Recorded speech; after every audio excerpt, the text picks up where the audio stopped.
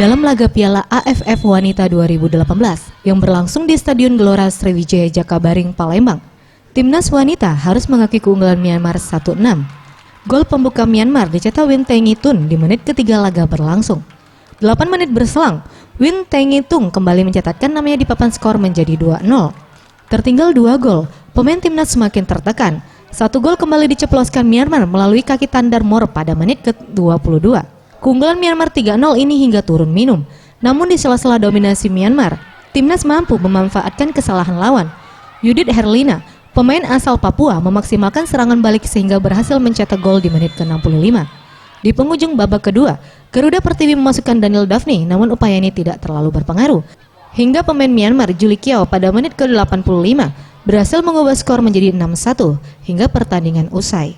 Pelatih timnas Indonesia, Satya Bagja Ijana, mengatakan sudah ada perbaikan dalam tim terkait lini pertahanan. Namun persoalan kecolongan di menit awal membuat pertandingan menjadi sulit. Dari mereka gitu ya, sudah mulai berani pegang bola. Ya, ada perbaikan lah kita ke depannya untuk pemain-pemain kita, terutama dalam defense ya.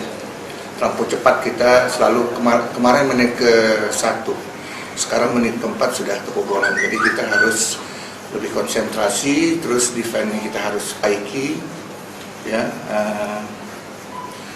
Anak-anak sudah mulai percaya diri. Ini bagus untuk persiapan kita ke Asian Games, apalagi kita sudah tahu grupnya ini. Tim Liputan Sriwijaya TV.